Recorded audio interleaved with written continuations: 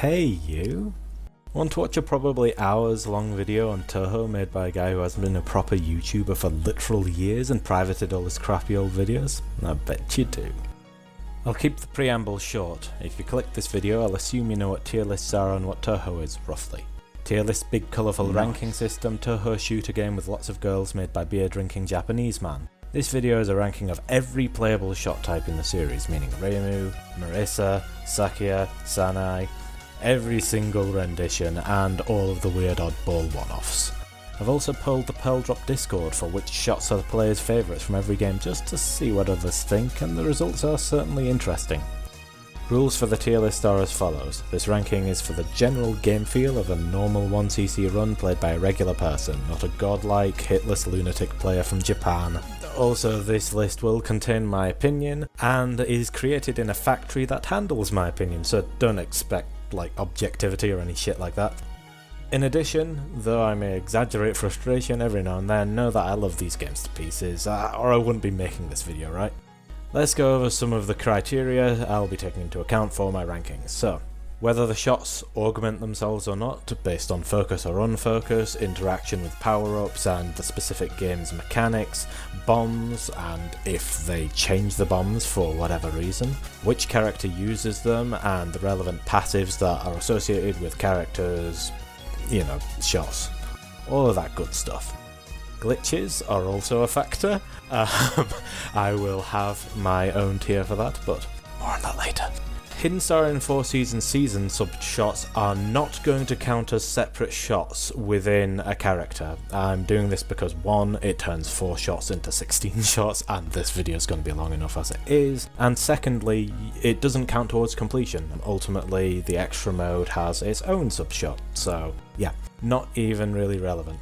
Same with Unconnected Marketeers equipment, although I will talk about how the shots interact with it.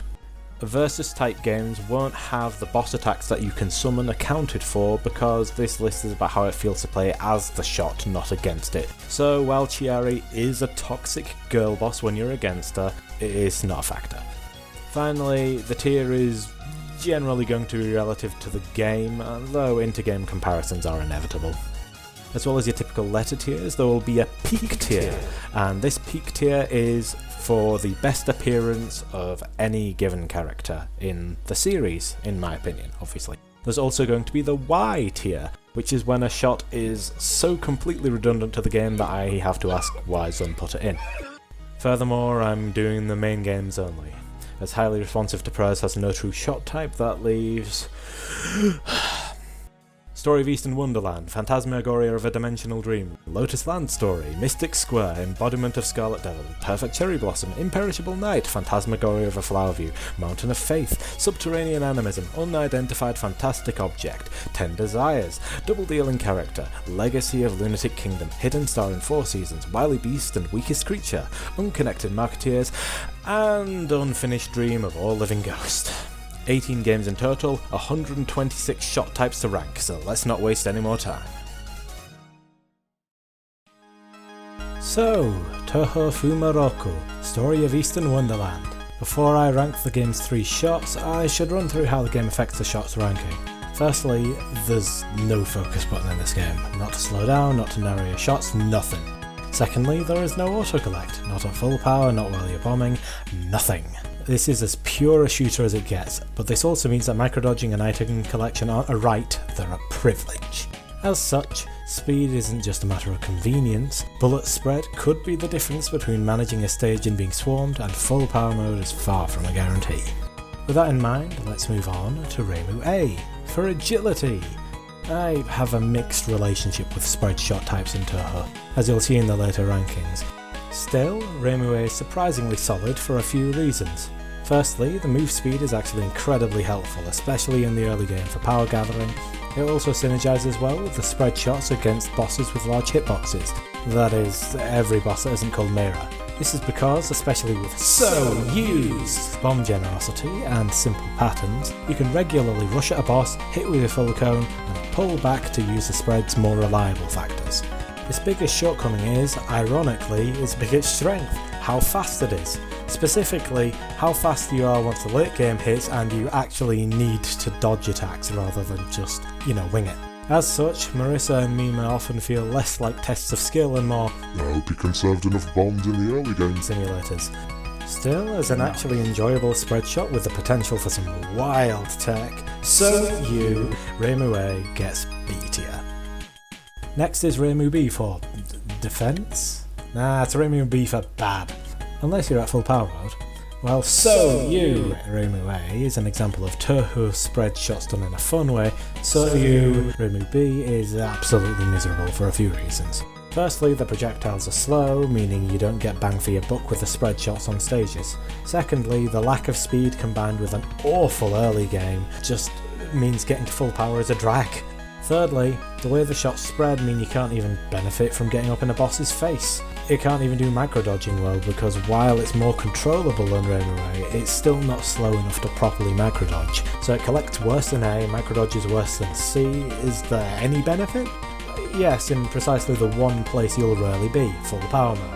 C, full power mode turns all the useless slow green spread shots into deadly homing murder bullets which don't mess around. They don't drift like in later games, they just charge at enemies and bosses like they fucked their collective wives, and it's great. At full power, it's genuinely one of the most terrifying renditions of homing Reimu there is, but actually a shot 30% of the time when they spend the rest of the game suffering is still not a good shot. C tier. Also, why is it called defense when it has no defensive resources, and even the homing shots encourage aggro, not Reimu C for kaboss melting.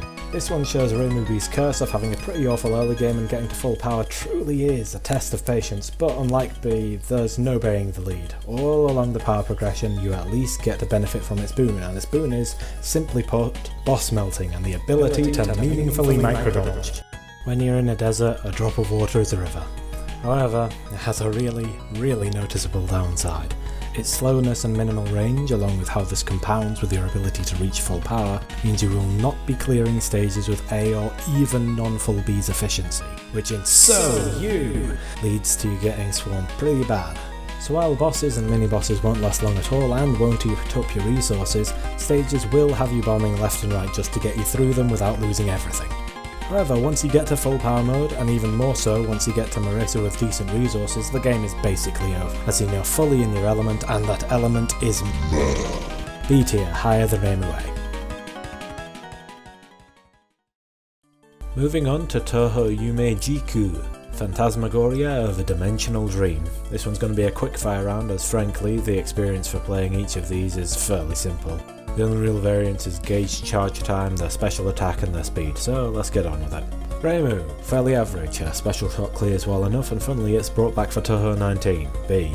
Mima, her special clears like Reimu's, but also shreds bosses, her speed is high but manageable. A. Marissa, the first example of piercing laser supremacy, only let down by a fairly slow charge. S. Ellen, her specials are huge but slow charge barrage. Mima does everything she does quicker. C. Kotohime, I love her theme, I love her cop routine, but her special is redundant as a big slow wall that does obliterate waves that your normal shots will have already destroyed. D. Kana, like Reimu, her special is good for clearing, but its unusual pathing allows it to be wielded against bosses too. B. Above Reimu. Rikako, effectively a slower, better version of Kotohime. Her special's persistence and clearing power is unmatched, but the charge time is ridiculous. Bottom of B. Chiori, Mima, but better, albeit slightly less controllable. A. Yumemi, her special is a faster but worse version of Rikako's, but she's still more functional than Kotohime. C.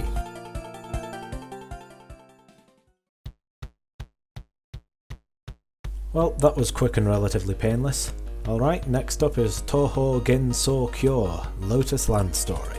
The fourth Touhou game brought with it a lot of series mainstays. A full power mode clear, Reimu and Marissa as a standard playable pair, fourth bosses that change depending on certain conditions, bombs that act as an auto-collect mechanism, and oh yeah, the ability to slow yourself down with a focus button. This ability alone changes the series entirely. SoEW Reimu's I can't micrododge but at least I can collect most items becomes irrelevant when you can be both fast enough to collect items and weave through the harder patterns of a game.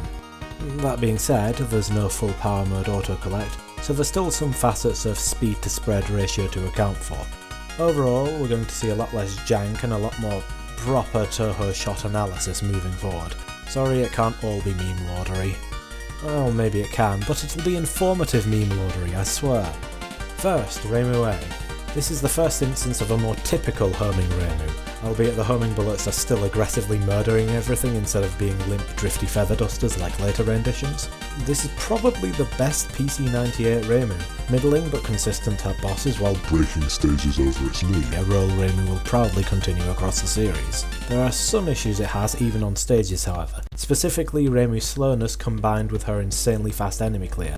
This means that, with limited auto collections, she suffers from her own success. She essentially makes items fall faster than she could ever possibly collect them.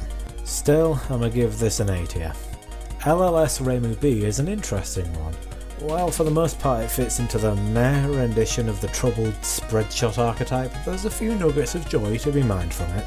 Specifically, while it is generally terrible at bosses, it is absolutely cracked against Marissa's orbiting familiars, and because Yuka takes damage for her clone, the spreadshot goes from fundamentally awful to kind of hilarious in the final boss.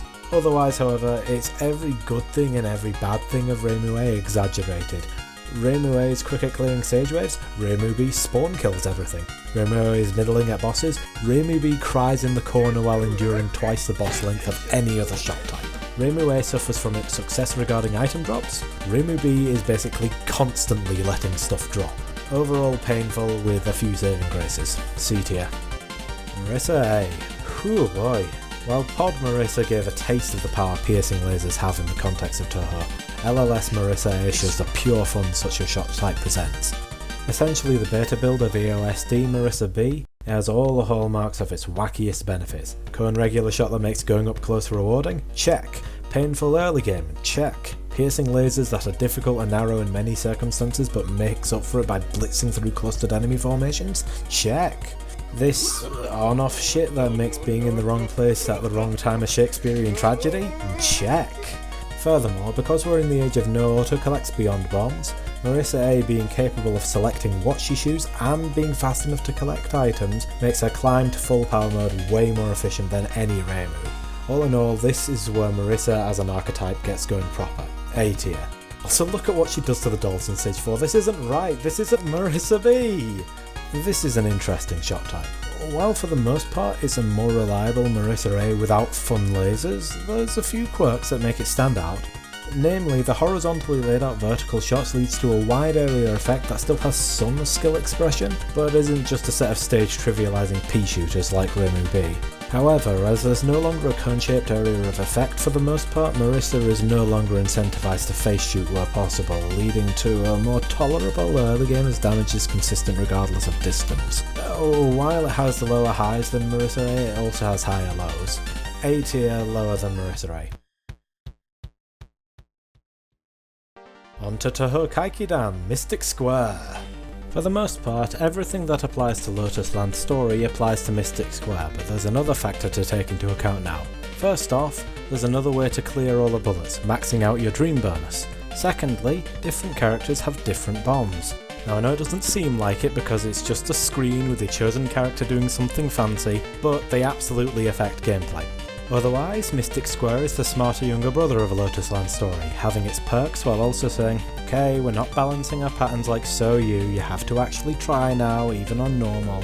Heck, while I've 1cc'd everyone before, while getting footage for this video I only managed to 1cc Mima. Mystic Square doesn't fuck around, let me tell you. So, Reimu. Honestly, she hasn't changed much from LLS Reimu A, but with the catch that while LLS Reimu A was, well, in Lotus Land story, now she's in Mystic Square.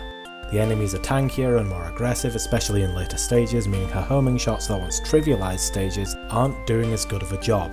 In fact, she'll often leave them alive long enough for the bullets to flood the screen. This, combined with a generally drawn out time with bosses and a weird quirk of her shots that unintuitively encourages off-center shooting, makes her one of the more disappointing showings for homing Reimu. Still, given certain competition, she does the wide covering shot archetype adequately enough to make it B tier and barely. Marissa! It's quite interesting that while Touhou players definitely consider lasers the iconic set piece of Marissa's gameplay, Zun has been careful to ensure magic missiles are just as core to her identity. MS Marissa is like if LLS Marissa B took steroids, being wider, stronger, but also slow to get it up, get to the top of the screen. Essentially, she is once again in a position where she's incredibly reliable for both power and horizontal range, but the vertical trajectory of her shots means there's no vertical expression to be found here. If you're positioning correctly on the x-axis, no need to take further risks. She's reliable and honestly more fun than she ought to be, but is still a little on the low highs and high lows kind of scale. Solid enough for A tier. Now here she is, the one you've all been waiting for, MS Mima. She's good. Very good as a matter of fact. Honestly, she kind of feels like I and Marissa solo, but a complete character and not one half of them. Malice Cannon. She does everything Marissa does, but better. Same powerful laser bomb, same powerful projectiles, even speedier unfocused, and even more capable of micro-dodging focused. Primary difference between her and Marissa is the spread of her shots. While Marissa has a wide, vertical shooting armada that will never hit a boss in its entirety despite having a whole lot of power to throw around, Mima shoots in a narrow cone. And you know what they say, all narrow cones beg the player to get close and shred the boss. And so that's what you can do as Mima. It's high risk, high reward, and incredibly fun. Mima may have only had 2 playable appearances, but fuck it, this is peak Mima. And finally, Yuka Kazami's first playable appearance. I'll admit it's a sour note to end the PC98 games on, and when I was beginning the research for this video, that is, playing a bunch of games that I love, I went in expecting to hate Yuka. I'd never liked her when I was younger, but in playing her as a grizzled late 20-something I actually found a few redeeming qualities in her. Is she still a mess spread shooter? Yes, she is. She's essentially a less silly, less broken SoEW Reimue, stripped of the one thing that made SoEW Reimue fun, that is her agility.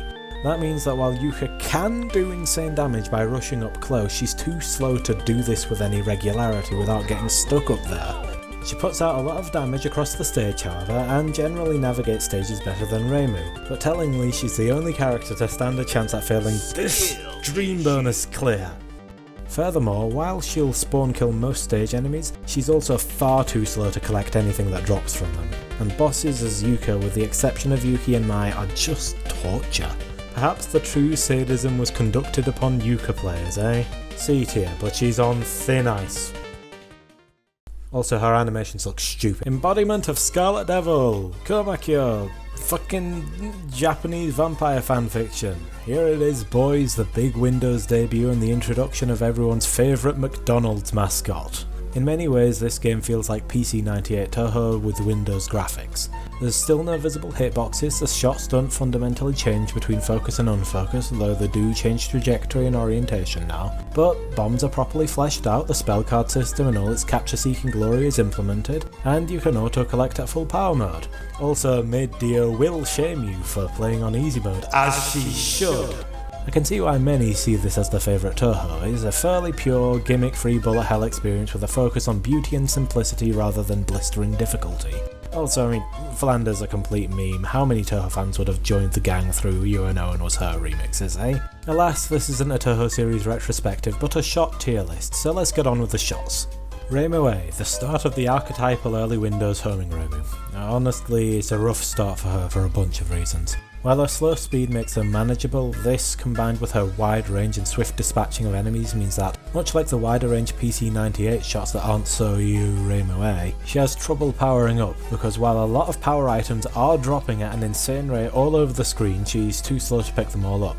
Worse for her, however, is her time with bosses and large enemies, which, to be completely fair, is a balanced way to reward the other non-homing shots, but the problem is twofold. Firstly, her general weakness means she'll just spend more time per attack. Secondly, this extra time makes her more likely to be forced in a corner, making her damage even worse. Thirdly, EoSD's Fantasy Seal is just awful. As a purely offensive spell, it's supposed to be similar to Master Spark. It slows her down, seeks enemies out, but it just does no damage before exploding. And that's not even talking about Ramelia's final spell, where it can't even be used as a base clear. Definitely the worst shot in EoSD for me, but it's still not offensively bad. It's just a niche that I don't vibe with. At least she doesn't have insanely difficult patchy spells. C tier. Reimu B. Alright, I'm gonna come out and say, Needle Reimu is the superior Reimu, and I'm tired of pretending she's not. Back when I was a stupid little baby who pronounced Touhou Touhou, I thought Needle Reimu was an awkward, slow-moving invasion of Marissa's niche, but as an adult who may or may not be 30 by the time this video gets uploaded, my younger self was a moron. EoSD Reimu B has a few interesting quirks that distinguish her from Marissa, chiefly the spread of her regular shots, which make her both better at stages than Marissa and also rewards vertical risk-taking. Not to SoEW Reimu A's degree, but enough to make you feel like a god when shotgunning. Essentially, my younger self was the virgin's stay back and shoot from afar, my current self is the charred shoot point blank whenever possible. As such, this Reimu is incredibly rewarding, and if you do a stupid, Evil Sealing Circle does everything Fantasy Seal does but better. More clear, more damage, especially at close range, and you get to move quickly while casting. The only real downside in my opinion is her Patchouli spells. They are a hard counter to her optimal playstyle, with the exception of Mercury Poison, and even then you aren't going to be shotgunning with it. Still, there's no place for her other than S. Marissa A. While we all know Marissa's lasers are iconic, let's not write off those magic missiles just yet. Both the EoSD Marissas suffer from a terrible early game, and Marissa A suffers worst of all, but unlike the Reimu, she's getting to full power damn quick. This is because on stages she's only shooting down what she's beneath, and she has the speed to move around and come back to collect. While I love Marissa B's lasers, Marissa A is admittedly more consistent, and her narrow range makes her incredibly reliable against bosses. There's also the matter of Stardust Reverie. This is the Marissa equivalent of Evil Sealing Circle in that it doesn't slow her, clears a lot, and is ridiculously powerful at close range. It doesn't exactly synergise with the encouragement of damage from a distance, but it's a neat reward for risk. All in all, it's a solid A tier, but will always suffer from comparisons to the other Marissa shot. Speaking of which, Marissa B. Everyone knows it, everyone loves it. The introduction of the Master Spark, the goofy on-off lasers, the wide shot cone, everything about this is a little bit goofy and a lot of bit amazing. It has a weak early game like Marissa A, but the lasers are much more useful in stages 1 and 2 for the sheer fact that they pierce, even if their on times shortness means that sometimes you'll dodge out of the range while they're on and quietly grieve the loss of your damage. But once you gain enough power, well, that's your time to shine.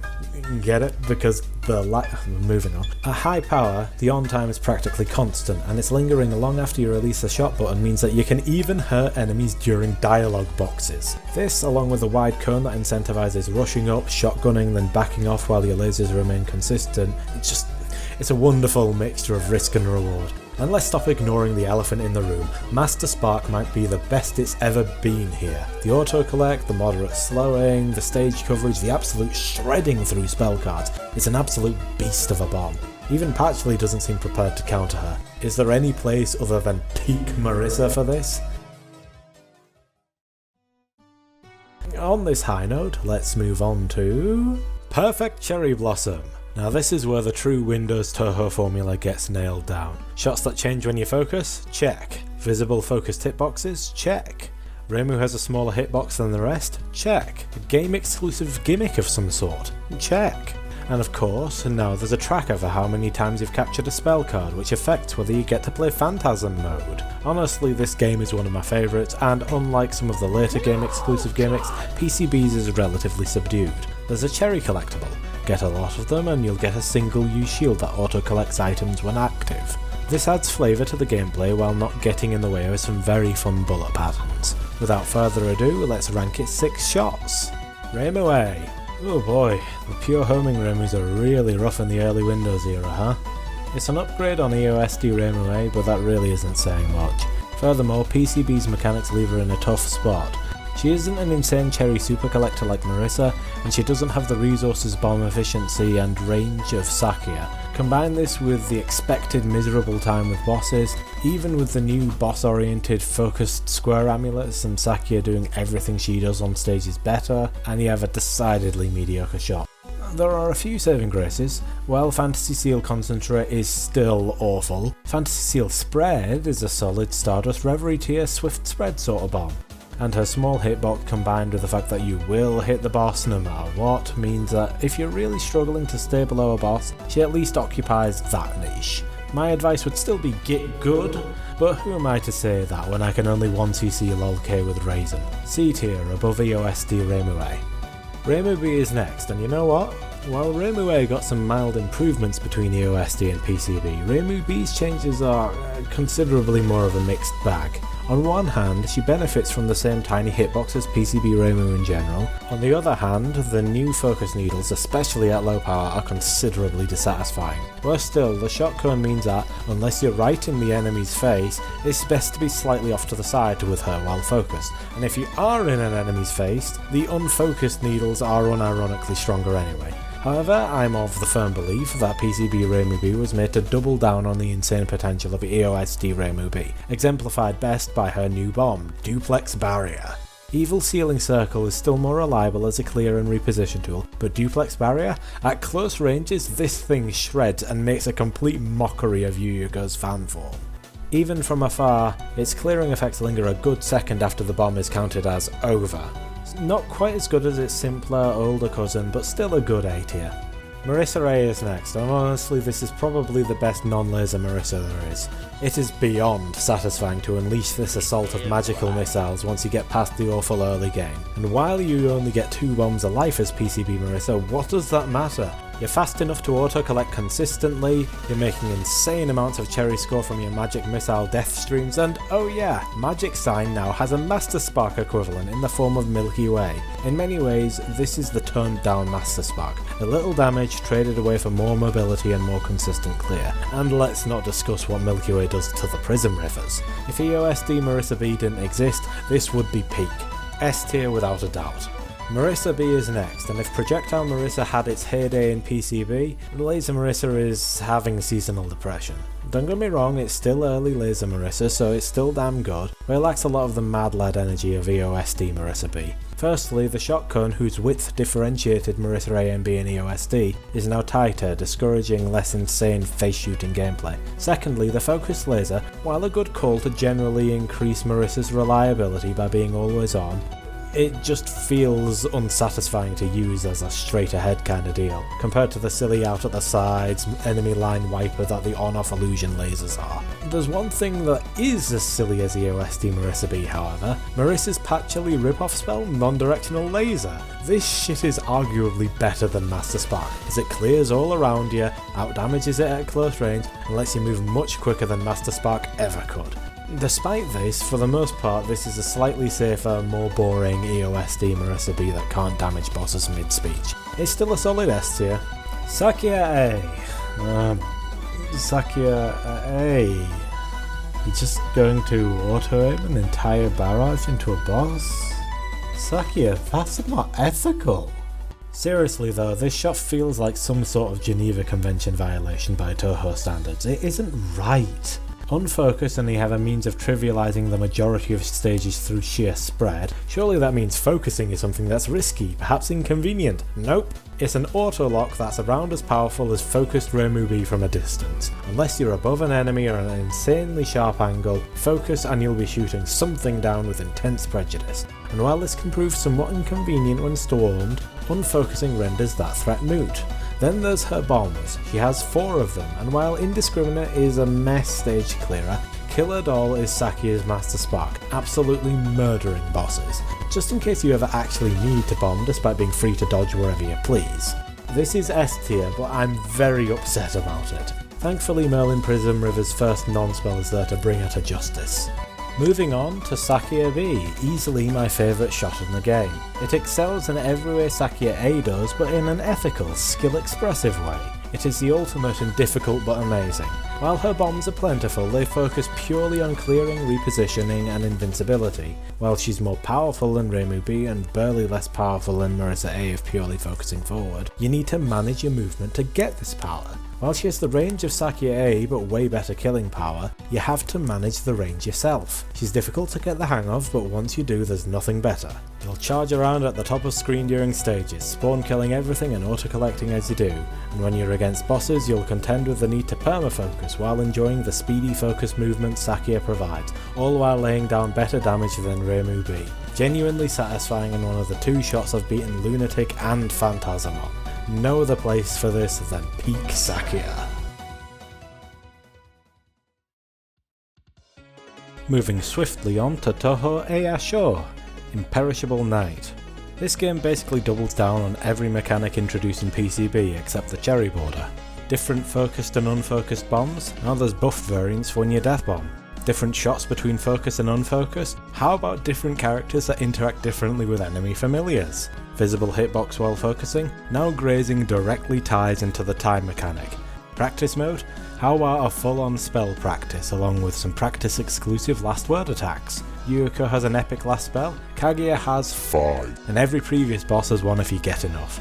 Zun supposedly said that he intended for this to be the last Touhou, and if that's true, he definitely intended to go out with a bang. At any rate, including the solo shots this game has, there's 12 shots to cover, so let's do exactly that. Reimu and Yukari first. Honestly, while it has a lot in common with PCB Reimu A, it has some of the guts of TD Reimu, like a little preview of the potential Reimu has when she's able to transition between shot types on focus. Reimu's homing shots are nice and reliable, especially in the early stages, and Yukari's lock-on makes her a damn good option even on stages. Of course, her reliability against bosses is counterbalanced by mere damage, but that's only fair given the sheer variety of dodging she opens up. In addition, this pair does familiar management incredibly well, making them probably the easiest time collectors in the game. Reimu is there for whenever reducing enemy firepower with dead familiars is important, and in the later levels when there's outright walls of familiars, Yukari can lock on and pop them with their summoner. Fantasy Seal feels more reliable, Yukari's bomb has duplex barrier vibes and that is great at close range. All in all, there's nothing exceptional here, but it's still good. A tier. Next is Marissa and Alice, and let's get the obvious out of the way. If we were evaluating Marissa and Alice while being played as intended, they're objectively a downgrade on EoSD and PCB Marissa. Alice's laser doesn't come with a skill-expressive shot cone, Marissa is amazing at shotgun and time collection but is nowhere near as dominant as she was in the past, and all in all it's just meh. Even Master Spark feels worse, and Alice's bombs are pretty bad. But enough sober analysis, let's talk about the Malice Cannon. This shit is bonkers. By tapping the focus button you can simultaneously shoot Marissa's shots and Alice's at the same time. This shreds familiars, shreds bosses, and shreds the keyboard's left shift key. Absolutely aspirational. However, given you have to stand around like an idiot and not dodge to do this, I still can't put this up with the other god tier glitchy boys. B tier. But I wonder what would happen when the two are separated. Foreshadowing is a narrative device. Sakia and Romelia, or as industry professionals call it, Romelia was a person that enables her to collect time by hitting things. If Alice is the disappointing half of Marissa and Alice, Sakia is an incredibly sad half for this pair. The item slowing is mildly helpful and the spread is adequate for stages, but it's overshadowed in every way by the versatility of Romelia. Romelia is effectively a more powerful Yukari who has to set her own lock-on position instead of letting the game do it for her, and with Sakia's appearance and disappearance rendering the lock-ons instant, along with her large graze box and quick focus speed, and you're gonna be spending the majority of your time using Sakia as a familiar resetting tool for Romelia. Even Killer Doll is nerfed and useless compared to Red the Nightless Castle the moment familiars are on screen. The shot is enjoyable, but I can't in good conscience place a shot that straight up renders one half of its kit redundant higher than B. Next is Yomu and Yuyuko. You would think given this is the joke shot type where unfocused shots are narrow and focused have the most spread in the game, that this would be an awful pair, but no, Yomu and Yuyuko are cracked. Yomu collects time like nothing else, and while her ghostly half just waves all over the damn place the moment you move, a quick tap of shift and Yuyuko's appearance will reset Yomu's ghostly half, allowing her to shred bosses. Heck, even the big to-do about Yomu being half-baked just works in her favour, as it means a shorter gauge to reach time collection threshold. Yuyuko doesn't really have much to talk about other than that she trivialises stages to the point of actually impacting time collection, as she'll kill familiar summoners before they actually summon familiars to pop if you aren't careful. Yomu's bomb is great for bosses, Yuyuko's works well on stages and bosses alike, and ultimately Yuyuko acts as a reliable fallback for an otherwise insane Yomu, a well-deserved A tier. Now for the Iron Solo Shot speed round. Iron solo shots are clearly silly gimmick shots that are a reward for 1cc'ing the game with all the pairs, so it's best not to take them too seriously. They are ultimately one half of actually functional shots. Let's go! Reimu, if you want to collect time, you'll need to not focus but that bow on her back, that's her hitbox. As such, I actually managed to get all last spells on a 1cc run with her by just doing a low focus run. Otherwise it's extremely unfun, especially when there's huge crowds of familiars. C tier. Yukari. Without Reimu to fall back on for her general spread, the lock-on system is a little miserable to work with. Grazing potential syncs with her gameplay quite nicely, reliable enough but very boring, C tier. Marissa. Well, now we know who wears the pants in the Marialis dynamic, because Marissa solo is a whole ass functional shot, albeit built entirely around face shooting. Get up in a boss's face and stay unfocused and you'll collect all the time. High risk, high reward. A surprising B tier. Alice. It's a single sad laser with no options to whittle down familiars. You can't even mask Spark, and she's far slower than Marissa unfocused. Genuinely miserable to play, and given the tweaks Sun made to Remy and Yomu, it's not like she couldn't have been adjusted for solo. The first shot to be put in Y tier. Sakia. When I was young I hated this, but now that I'm older I still dislike it. She's a standard miserable spread shot, and while you can do decent damage up close, Marissa exceeds her in power, effective range, and bomb effectiveness. She should have stuck to being Remelia's readjustment tool. D tier. Remelia! If Marissa's the top for Marialis, the Mistress is the top for Remy Saku. Everything good about Remelia and Sakia applies to her, save her lock-on turrets now move with her when unfocused, making her insanely dominant in stages. In many ways an upgrade, because now you can move quickly without sacrificing damage. She's good enough that I got all last spells with her. B for based swearing Remelia. Yomu, the best solo shot in the game because it's a functional full character. Yomu has a yokai and human gauge, her focus enables her to lock her ghostly half in place and graze it up, and she's powerful at a distance to the same extent Marissa is while face shooting, legitimately a valid choice compared to the other solo shots, A tier. And finally Yuko. She's a boring spread shot, no matter where you are you'll hit something and you straight up have to stop shooting to stop yourself prematurely killing familiar summoners sometimes. Not dysfunctional, but outright soporific to 1cc, C tier. And with that, it's time to move on to Phantasmagoria of a Flower View. After an insanely cool, complex mechanics beauty of a game like Imperishable Night, how did Zun decide to revive the series? By doing Phantasmagoria of a Dimensional Dream again, but with dysfunctional netplay. I can't say this is my favourite entry of the series, but hey, I've had fun playing it with friends. Just like Dimensional Dream, this game has a lot of characters without much in the way of complexity. At least while playing as them, not against them. As such, let's do a quickfire round. Reimu, reliable as ever, with homing ult shots and a simple easy to use scope. Pretty bad when in a pinch, C tier. Marissa, high power and good for shredding bosses. Scope shape and ult shot work well together, A tier. Sakia, her trailing scope channels PCB Sakia B's manual risk reward strat, and her ult shot is a riskier upgrade to Reimu, B tier. Yomu, given how slow her charges, you would expect her slashes to do your taxes too, but it's decidedly meh and the scope is too large for her influence, D tier. Raisin, decent ult shot, appropriate scope, nothing noteworthy, C tier. Chirano, I love this ice moron, I have a bootleg Fumo of her, but she can't micrododge and her scope is awful. Her ult shot is interesting but not worth, C tier. Lyrica, her passive and scope work nicely together, her ult shot inverting her passive is clever, high B tier. Merlin, what is this crisscross shit? What is this horizontal scope? What is this overly slow charge? An absolute meme of a character. Merlin tier. Lunasa, unlike Merlin, there's no fun, memey ridiculousness, and the oblique shred is just not that fun, even if novel. Actually viable at least, high C tier. Mystia does the no micrododging thing better than Chirano, and her scope goes with her special, A tier. Tay, an interesting slow close range melter on an ult shot that syncs with her horizontal scope. Unusual without being Merlin tier weird, high B tier. Aya does the speedster thing better than Chirano, Mystia and even Marissa, a genuinely dominant choice, S tier. Medicine, an interesting special that syncs perfectly with her star-shaped scope, but she's mainly known for being cancerous to play against, B tier. Yuka, spread shot with a real chance of dominance due to the game being nothing but staged and mid-boss, a special at close range that will insta-kill Lily White. Peak Yuka. Komachi. The main event here is her screen-covering insta-scope. It's strategically interesting, but her special is a meh version of Sakia's, B tier. Eiki. Reimu but trading a homing special for a wide special, surprisingly unflashy for a final boss unlock, but solid enough, B tier. Editing Matt here. So, before we move on to Mountain of Faith, it has come to my attention that lots of people actually like POFV Yomu, so I decided to ask such people why that is. The general answer seems to be that despite the slow charge, Yomu's bullet clearing sword is still very spammable, and I will acknowledge that the longer the round goes on and the denser the patterns get, the more her ult shot pays off. So please Yomu, accept my YouTuber apology. I have made a severe and continuous lapse in my judgment. I am sincerely sorry that I ranked you based on my own personal experience, and shall extend an olive branch. And shall extend an olive branch by not mentioning that time you committed election fraud, except for right now. I endeavour to do better next time.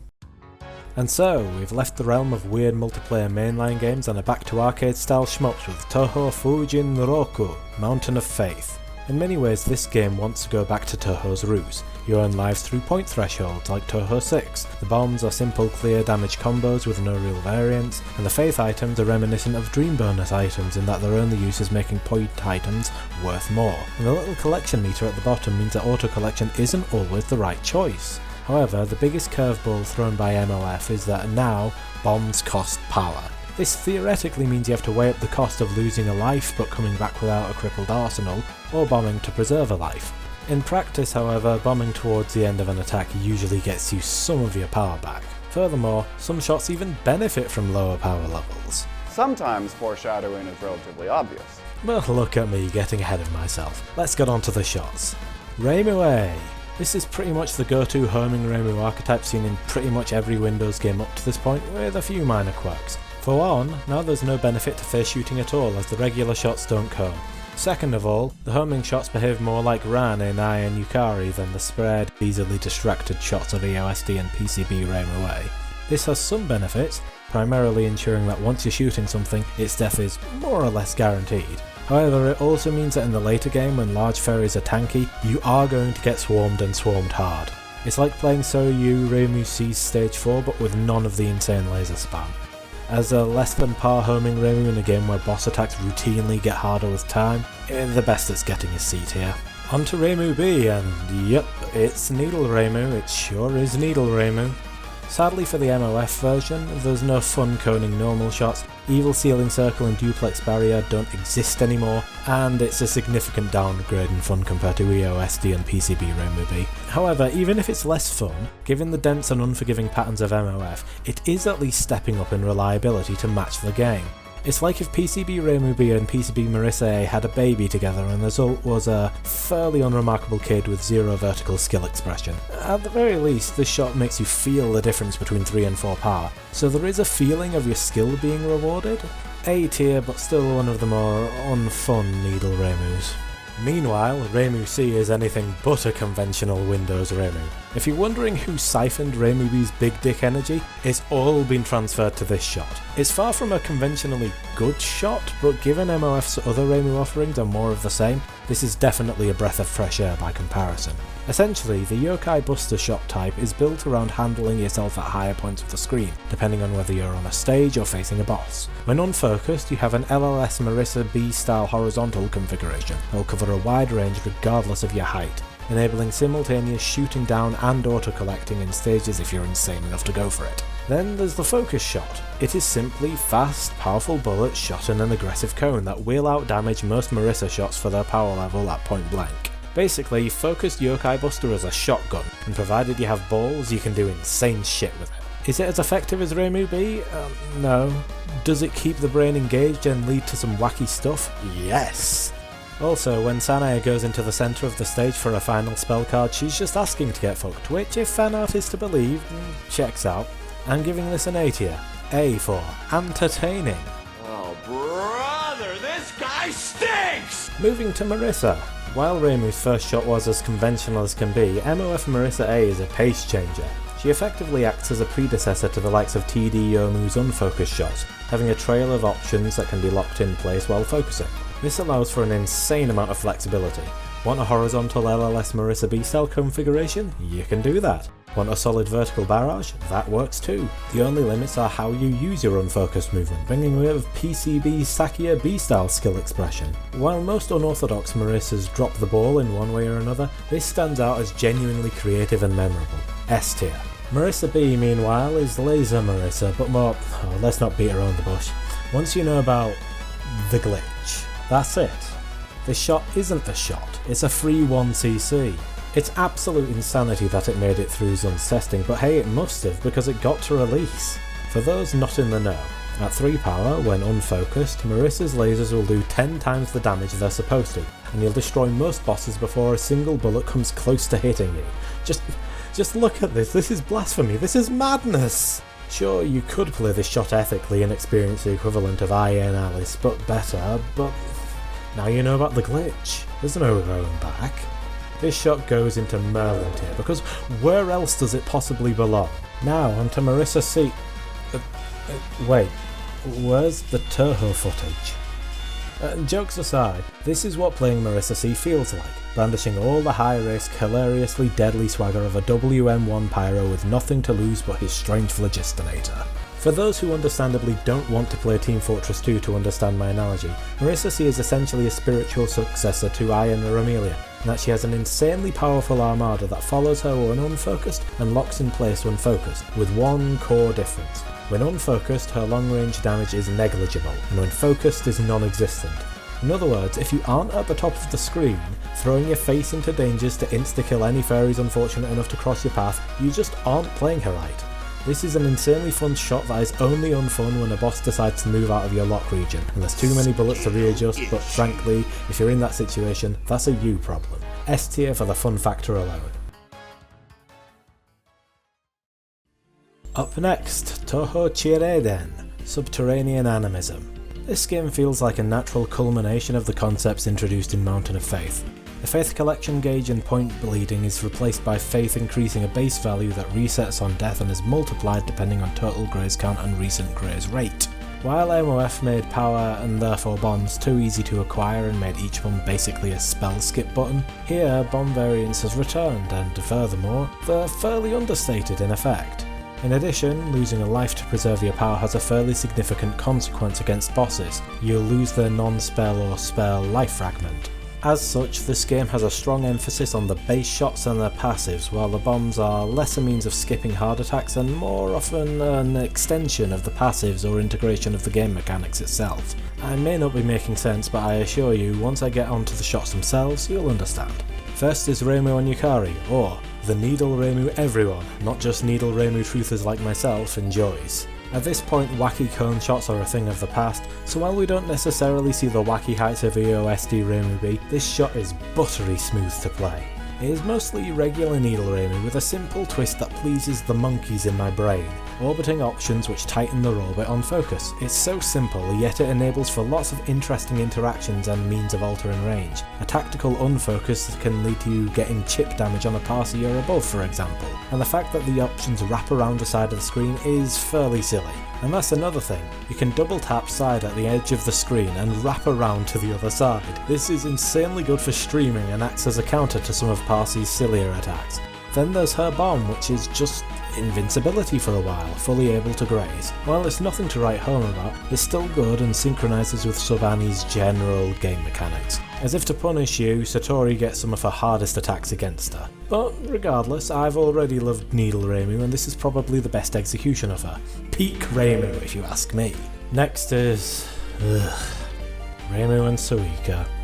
It's a different take on homing Reimu, with the homing aggression traded for a pierce effect and a little extra power, but it just doesn't hit for me. It's a shame too, because Suika and Reimu's interactions in this game are brilliant, but the shot associated with her is meh. Her release skill, which draws all items to you, is kinda helpful, but given grazing to the top of the signal gauge does the exact same thing and gets you extra points with any other shot, it's nothing to write home about. Heck, despite no longer being dominant at stages and only being slightly better than most homing Reimus at bosses, for some reason Reimu and Suika gets an insanely hard Satori on top of everything. Her bomb is pretty good against bullet flooders like Rin's cat form, but is this enough to redeem the shot? Nah, sorry. Marissa and Alice and Marissa and Pachi do range better than her, both of the other Reimus do power better. It's not outright dysfunctional and there is one Sobani shot that's worse, but it gets a C. Moving on to Reimu and Aya, which is weirdly enough picking up the mantle of PCB Sakiabi and Aya Nyomu, albeit a Crackhead variant. It's a direction shifter that shoots both towards and away from the direction you last moved while unfocused, and locks this trajectory in place while focused. This, combined with the insane speed you get when not shooting and a bomb which outright encourages you to speed face first into enemy formations, leads to a shot that makes you feel like a Tengu reporter with ADHD. There's cone shots that encourage shotgunning, a hilarious interaction with Parsy's green-eyed monster, along with being able to do this right after. Unfortunately, while it can pull off some insane feats, ultimately I don't think there's quite enough rewards for the risks the shot generally expects of you. It's good, hilarious at times, definitely a fun gimmick shot, but it does feel like a gimmick shot. It doesn't help that Satori's eye patterns are pure unfiltered bullshit. Still more fun than you'd expect. A for Marissa and Alice is next, and right off the bat this is a much better integration of Alice than boring laser that is only fun as part of an unintentional exploit. Here, all the weaknesses of the shot feel intentional and part of the fun, rather than simply being sad, and furthermore the passive is honestly rather clever. Essentially, each option you gain costs less power, but you can store up to 8 of them. In return, these plentiful bombs are really simple. Essentially, you get some invincibility frames and a laser which is wacky at close range, but otherwise nothing to write home about. Finally, there's its whole Ayen Yomu Yuko thing of having the narrow powerful formation when unfocused, but spread when focused. Much like its spiritual predecessor, this feels less like a joke shot and more like a means of utterly trivializing later stages by enabling micro-dodging and enemy clear simultaneously, at the expense of a slightly unwieldy time against bosses. It's not really a true implementation of Laser Marissa as they're slow, unpiercing projectiles, but that doesn't matter. It's brilliant in its own way. A tier. Marissa and Patchouli, meanwhile, it's the Icarus of Subterranean Animism, flying too close to Hell's underground sun. It's so interesting concept-wise, but it falls flat in a few key ways. For those not in the know, by tapping the focus and shot buttons simultaneously, you can cycle through fire, straightforward, water, a spread cone, wood, oblique spread, metal, horizontal, and earth, straight down. While this is hilarious against the motion-friendly Parsi and Stage 5 mid-boss Cat Rain, for the vast majority of the game, all this variety will be squandered in favour of using water on stages and fire against bosses. There are more interesting things you could do, and there's a silly glitch with Wood's power levels, but why do that when there's a clear and obvious dominant strategy? Worse still, there's the matter of her bomb. At point blank this is horrifying, but most of the time you aren't in a position to rush forward and get damage in, making it a fairly basic clearing tool the majority of the time. While its directional diversity is easier to exploit than Reimu and Aya, generally it's just unfun and in a game with limited areas that allow its potential to shine. C tier. The last shot in Subterranean Animism is sadly also the worst one, Marissa and Nitori. Ever wanted to have the PCB Cherry Shield on demand but without the item auto-collect or cool bullet conversion upon break? Now you have it, I guess. This is unfortunately the best aspect of the shot, the absurdly defensive bomb. Everything else about it is just miserable. Lower range than Reimu and Suika without the piercing or the power. Alice does everything but bombs better, and even then there's an excuse because bombs are half as valuable to her anyway. There's just nothing fun or noteworthy here aside from the fact that you never have to worry about dying with unused bombs, unless that was your intent because, you need every scrap of power you can get with the pea shooters you call options. At least she makes Satori easier and isn't an outright travesty? D tier.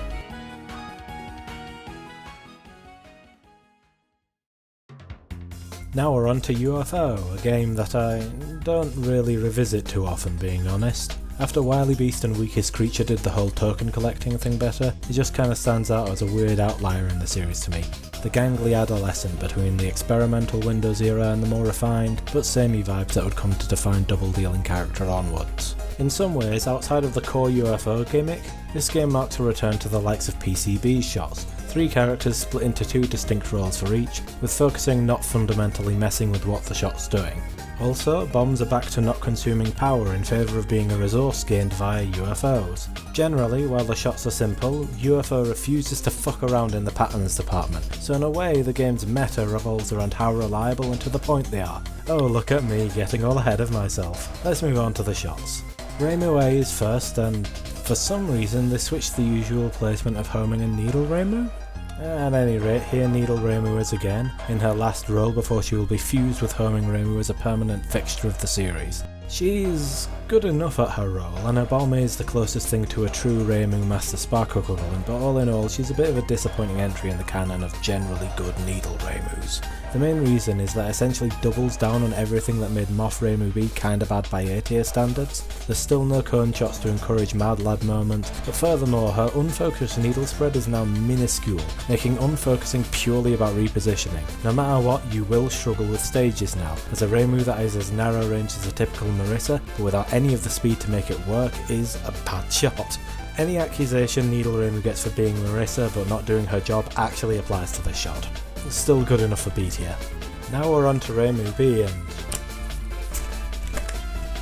this is me checking my notes despite me writing the script in Notepad. Wait, this is a homing Remu I actually like? Yeah, shocker, but here we are, at the end of all purely homing Remus, and I finally found one I like. The reasons are, however, mostly the result of the game Remu's appearing in.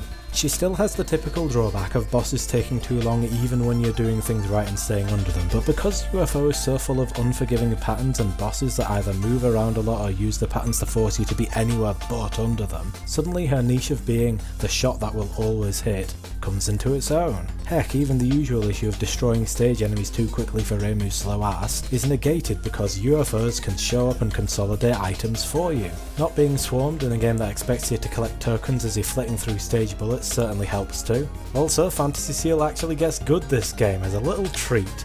Basically, UFO gives homing Remu a niche, and as such she finally feels good to play. A tier. Marissa A is next, and yup, for some reason it's what previous games would call Marissa B. However, just like how it's opposite day for Remu, it's also opposite day for Marissa, as while the lasers still pierce, and now there are 4 of them, all constantly firing, it just doesn't feel as fun as it used to. There's no incentive to go up close, the narrow range and relative weakness of the lasers make swarming near inevitable, and while this is good for target selection when choosing between feeding and destroying a UFO, it's just not the domineering power we're used to with Laser Marissa. Even Master Spark feels nerfed, with numerous UFO bombs not just outperforming its damage, but also not slowing you down to a crawl in the process. Probably the least fun Laser Marissa, C tier. Marissa B continues the trend of everything being backwards because she's a pure spread shot that I like. First off, the idea of making her spread extend even to shooting backwards at higher powers is a great choice, seeing as it's a blind spot an auto-collect happy character like Marissa otherwise struggles with. Secondly, making it a simple cone that can be tightened and forced to be forward facing means that it encourages Marissa to use that speed and get up in an enemy's face. Shows silly spinny laser is a horror for most characters, but Remu and Marissa B both say "fuck it we ball" and then proceed to dance around show like a ball. Okay, I'll stop. Even her bomb, while in there, is an ideal repositioning tool for after you fly too close to the sun. Based spread shot A tier. Now we're on to the next new playable character in the series, Miko Luigi herself, Sanae. So, how are her shots? Sanae has homing shots just like Remu B, but they're faster and stronger. She also moves faster and has a silly Superman pose when moving sideways. Her bomb is slightly less powerful than Remu A, but it covers the entire screen and doesn't slow her, allowing for brilliant repositioning akin to Marissa B. So where are the downsides? Well, for a start, the Snek homing bullets have a slight problem. They only travel upwards, which means Sanae is a sitting duck when auto-collecting or spinning around show as he smokes blunts while dreaming of new ways to torment players. Furthermore, because of how UFOs drift near the top of the screen and Sanae's Sneks prioritise lower enemies, Sanae is the shot type I most consistently find myself fumbling when hoping to finish them off, leading to wasted resources untypical of the other shots. Still, these weaknesses feel like an intentional balancing decision rather than an actual deficiency of design. B tier. Sanae B, meanwhile, oh, it's so close to greatness. It's essentially the spread shot's answer to piercing lasers. How do you make a piercing spread shot? Well, you make exploding frogs, that's how. At any rate, these exploding frog attacks are slow, numerous and spread out when unfocused, and straight ahead while focused, leading to trivialised stages and decent conversion of this spread into damage onto bosses. Until 4 power. Because for some reason, your reward for hitting full power as Sanae is to, when focused, become as powerful as a 2 power straight ahead while having 2 frog streams shooting at the most unhelpful, oblique angles imaginable. Unfocused it's a straight upgrade, but focused it's just why? So yeah, against bosses, 3 power is objectively better than 4, and I'm still not sure what the decision making process behind this was, except maybe ensuring Sanae can beat the Mary Sue allegations. Enough negativity however, because the last thing to cover with Sanae B is her bomb, and hoo boy! You are invincible for ages, and then you unleash an explosion that outdamages Master Spark in those circumstances, without any of the movement penalties. So yeah, even with the weird 3 vs 4 power fumble, this is still an amazing shot, and the only one I've beaten Nue with. S tier, but not Sanae's peak.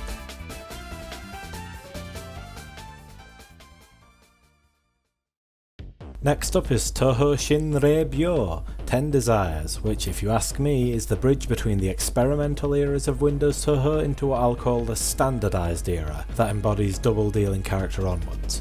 It is this game that solidifies the idea that focusing doesn't just modify shots but also potentially gives the shots completely different roles, along with whittling bombs down to, yes, Reimu's use Fantasy Seal, Marissa's use Master Spark, and Sanae's... I take it back, there's still plenty of experimentation in this game amidst the standardisation. The most interesting thing of all is the spirit drops and trance mode. This is a game that chills on pattern difficulty to directly encourage shotgunning, as that's the only way you're collecting all the divine spirits the enemies and bosses drop. However, it's also stingy with resources, and timing trance mode is crucial if you want to get all those dank double bomb life spirits. This game has always stood out to me as weird, but in a good way. Anyway, this isn't a game review, so let's move on to the shots.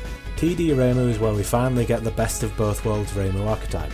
That is, unfocused homing amulets, focused needles. And her first appearance? It's good! She is now all reliable in every sense of the word. She can go to the top of the screen at a decent pace, comfortable in the knowledge that her homing amulets will cover her, and then when she needs to face shoot bosses with her needles to collect some dank spirits, her needles come in clutch. Fantasy Seal is back and it's just as good as it was in UFO. The only thing that doesn't feel quite up to snuff is her trance mode passive. Specifically, she draws spirits towards her during it. This seems great until you realise that in trance mode you're invincible, so you can go anywhere you like and collect whatever you want. If anything, it's a hindrance because if you want to leave spirits behind so you can max out your gauge quicker once you're out of trance mode, tough shit, you're collecting those spirits no matter what. I still would have preferred an old school style cone shot to really synergise with TD's shotgunning incentives, but hey, you can't have everything, especially in the character made to be average and accessible. A tier. Marissa is next, and you know what? For some reason, younger me disliked her a lot, and all I can say is young me had bad taste. Is she strictly as fun as older Marissa's? Not really, but there's a lot to love about TD Marissa. Firstly, the cone shape of the laser formation of her unfocus shot lets you know that yes, if you're crazy enough, you can zoom forward and do a bunch of damage, something that's especially hilarious whenever Futo boards her silly boat and becomes a huge target. Secondly, her focus shot being explosive missiles that move slow is largely geared around bosses, but if you're clever you can use the explosions the same way Sanae frogs are used, that is, as a projectile answer to piercing. But speaking of piercing, this is where I must slander TD Marissa. See, for some reason Zun took away her laser's piercing. This makes me a very sad boy. After all, how crazy would it be to deliberately do a low focus run against Sega just for the ability to shoot through her meat shield Yoshika? Furthermore, Master Spark is still underwhelming for the amount of slow you have to endure. Still, as a rule, this shot synergises well with TD mechanics and Marissa's zippy nature, and she's probably the best counter to Stage 3 Yoshika, with her narrow range and ability to rush up and collect spirits. And that's not even talking about her trance super speed. Her trance mode is basically everything Reimu's is, but with more power and more options. S tier even with her flaws. TD Sanae. Oh boy. I almost expected to put her in Y tier with Aya and Alice, but there are some redeeming factors to Sanae amidst a bunch of decisions that don't make sense to me. This is easily playable Sanae at her worst, however, and there's a few reasons for this. Firstly, her focus is just kind of awful. It has this weird sinusoidal motion that means that depending on position, you could be doing worse focus damage than Reimu, the overly reliable shot type with literal homing amulets. Furthermore, his horizontal range is barely wider if that was any consolation. As a result, focusing is only worthwhile when you need to micro-dodge. Her unfocused shot has more to talk about at least. It is an amazing face shooter at lower powers, but the higher the power the more the spread becomes impossible to hit bosses with, even at point blank range. She does make stages incredibly easy, as per widespread shooter tradition. Her bomb is damn good, and spirits filling her transmitter quicker is nice compensation for the risks taken whenever you move high as a spread shooter during a stage, but she's overshadowed by every other shot in this game. At least she makes Futo's boat look even sillier than unfocused Marissa. D tier. Finally, we have TD Yomu, what I generally think of when I think of playable Yomu in a mainline Touhou. Zun decided to double down on her swordswoman identity in a way that is much more satisfying than POFV Yomu. Essentially, she has a Moth Marissa Ray style trailing set of ghost boys that shoot straight forward while unfocused, while her focus shot is the main attraction. Instead of a constant stream, you have to hold and charge a shot, and said shot is powerful, wide, and will cut through damn near anything. What's the catch? It's close range. and given how Tender's Eyes is all about being up close and personal to collect them spirit boys, this is a development that synergizes beautifully with the game she's in. Her bomb is meh and not really worth talking about, but her trance mode meanwhile, oh that is. It's constant close range slashes that just erases boss health circles? Simple, powerful and beautiful. While I don't think Yomu's hit her peak yet, this shot comes damn close. S tier. Damn, we're already at double dealing character, what I consider to be the beginning of the standardized era. Well, already is a relative term. At any rate, this is where I think the Touhou experience truly gets consolidated. Deaths now have that cool colour inversion effect, game-specific gimmicks become a front and centre core of the gameplay, a general expectation of what each character is set, and of course every final stage theme is now an ambient, stageified version of the final boss theme. I'm exaggerating a little, but safe to say from this point onwards there's a general pattern to expect, at least with Reimu and Marissa. The oddball characters are of course a different story. Anyway, in Double Dealing Character, the main gimmick is that if you collect a lot of shit at once, you'll get bomb fragments, and every 4 bomb fragments, or if you're a particularly effective gremlin, you'll get a life fragment instead.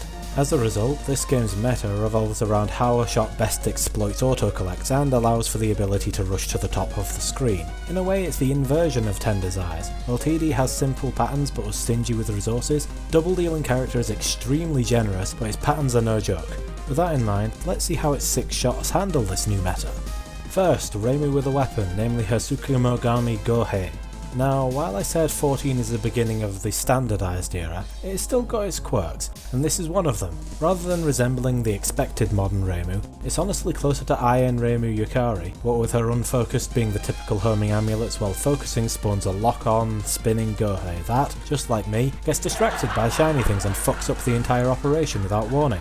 While Ran will generally stay spinning on a target until it's dead, the Gohei is a much more fickle beast, getting owned by facts and logic the moment a Sekibanki head is spawned.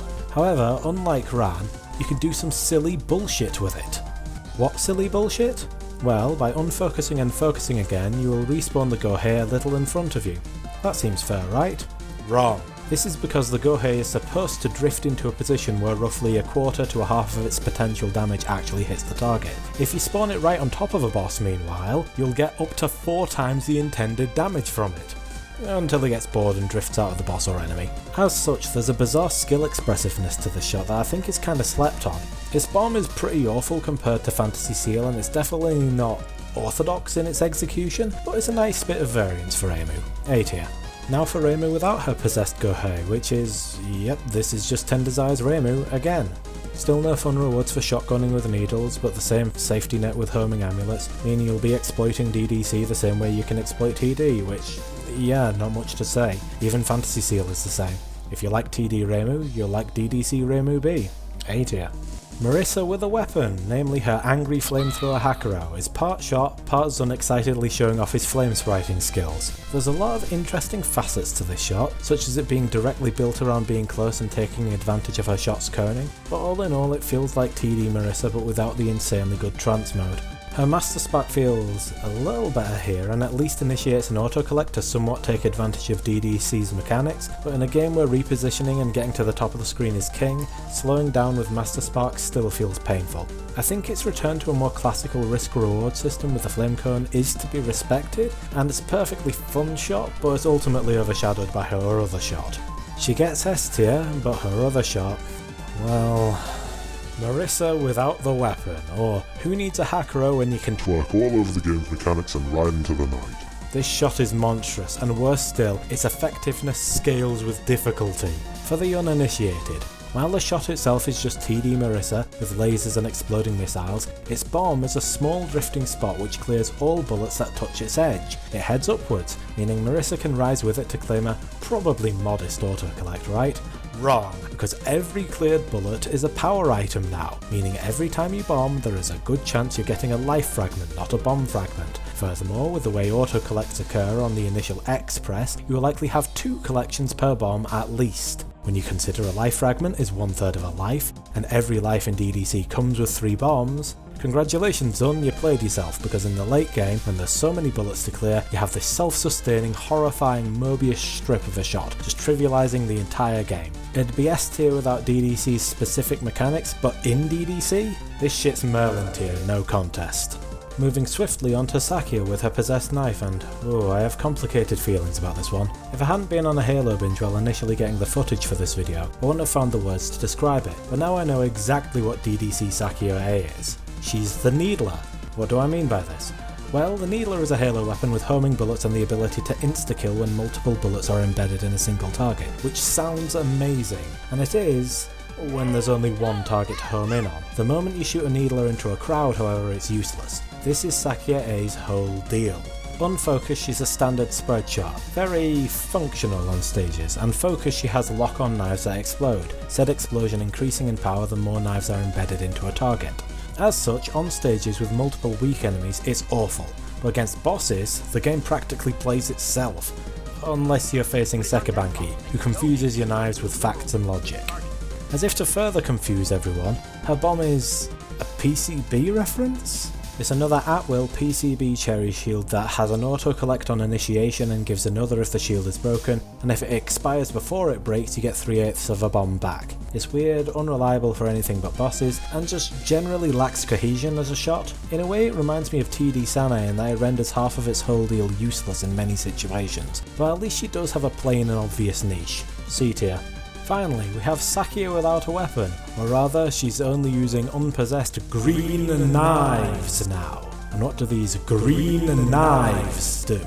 Well, they form a thin stream, thinner than Marissa's magic missiles, and do less damage than them too. Surely that means these focused green knives have amazing properties. Maybe they're a means of acquiring more bombs, or can massage my head while Yatsuhashi Tsukumo assaults me with her weird unpredictable barrages. Nope.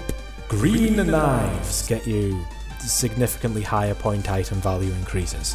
In a game where point items are given out like candy and there are no rewards for point thresholds, just the item collection itself. So it's worse than Marissa in terms of damage and range, worse than Reimu in terms of reliability, doesn't even have a charming gimmick like the other Sakia shot, and until I recorded gameplay footage for it and just happened to 1cc the run then and there, it was the first shot in the series I hadn't 1cc'd on normal.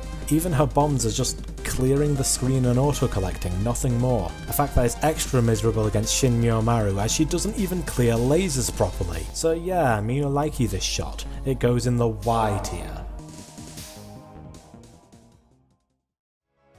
Okay, Legacy of Lunatic Kingdom. Let's get one thing straight from the jump. This game is hard, even on normal, way beyond anything seen in the rest of the series, and this is in part due to Zun's philosophy this game. See, he built it around point device mode and was explicitly inspired by I Wanna Be the Guy, a game which is all about facing unfair gauntlets and dying again and again and again and again. As such, when it comes to the shots I've actually 1cc'd on Legacy mode normal, there's only one, Raisin. Therefore, I'm not necessarily going to have cohesive and properly balanced opinions on the shots in this game, as I've only beaten it with one shot and only made it past Clown Piece with 2. Still, worthwhile to note the main gimmick of this game outside of point device mode. The fact that on Legacy mode, getting a bunch of grazes and shootdowns will get you life fragments. Therefore, grazing is king, and this will largely inform how I rank these shots, seeing as, well, I need more lives if I ever stand a chance at beating this godforsaken game. Reimu is first, and yep. It's just TD Reimu, but the focus needle stream is slightly wider, meaning it's slightly more forgiving and perhaps fits the wide shooter archetype early Reimu embodies, but it also makes the focus kinda fail to be a focus. Not too early homing Reimu's degree, but given this game is already committing war crimes against you, it's a nerf that's not entirely fun or fitting for the game you're in. All in all, it's a worse TD Reimu flung into a game intensely hostile to her shot type, with no real alterations to account for the new Grace heavy playstyle that you'll have to adopt to survive. It's not terrible, but it's a bad fit for LOLK. B tier. Marissa, like Reimu, is just her TD version, thrown into LOLK with no fun trance mode, struggling through a game that doesn't accommodate for her TD playstyle in the least. With her thick hitbox to sprite ratio, she's not even particularly good at grazing either. Strangely, her Master Spark is actually improved from TD, being more powerful and slowing her down way less, but all that power and forgiving repositioning pales to the graze abilities that the other two characters gain with their bombs. So yeah, another shot which would be great in any other game, but LOLK just brutalises by being the way it is. B tier. Sanae, meanwhile, is what TD Sanae should have been. It even follows the TD formula of taking previously separated shots and combining them, having Spread Frogs as a run focus shot while her homing snakes are her focus shots. This leads to a generally reliable shot on stages and on bosses, albeit with a bit of damage deficit when you do everything right, owing to her focus shot still being a mediocrely damaging homing shot. However, the true star of LOL-K Sanae comes with how her bomb synergizes with the game's mechanics. Remember how Graze is king? Well, her bomb is the same as UFO Sanae B's, which means a period of grazing with impunity, followed by a near guaranteed skip of whatever difficult attack you just bombed on, given the power of its explosion. And because every spell or non-spell is a potential life fragment, you're always getting lots of grazes, and like DDC, 3 life fragments make a life, and there's 3 bombs to a life. So voila, a well-placed bomb pretty much pays for itself. This turns a good Sanae shot into an infinite resource glitch, and I'm still too piss poor to take advantage of it. I've only failed to 1cc her because I'm bad. Regardless of my success rate, this is easily peak Sanae. And finally, Raisin. While Sanae is an infinite resource glitch embodied, Raisin is a means of making what resources you have work for you and then some. Yes, it's a defensive shot with PCB-style shields instead of any offensive bombs, but in a game where clearing bullets immediately, like Fantasy Seal and Master Spark, leads to guaranteed loss of a life fragment and Graze is king, defensive bombs are basically the dominant strategy. Making things better, these bombs give 3 shields, and the more layers you have, the wider your Graze box. As a result, you end up milking Graze and therefore life fragments multiple times over. If Sanae's bombs pay for themselves, Raisin's bombs can potentially give you a life's worth of extra grazing in just from giving you the confidence to do it and the thickness to pull it off. Honestly, the shot itself, a mediocre basic spread straight line combo, is irrelevant. The bomb and LOL-K's meta makes this shot busted, and it's the only one I've 1cc'd. Peak Raisin without a doubt. Oh look, we're at Touhou Tenkusho, hidden star in 4 seasons, otherwise known as, wait, I thought this was the standardized era, why is everything like retro Touhou? There's the point milestone based lives of EoSD and MOF, the agency of a point item value like MOF, the single bullet type vibes of the vast majority of pre-TD shots, and a weird subscaling of power that can be willingly discarded like MOF and Subterranean Animism.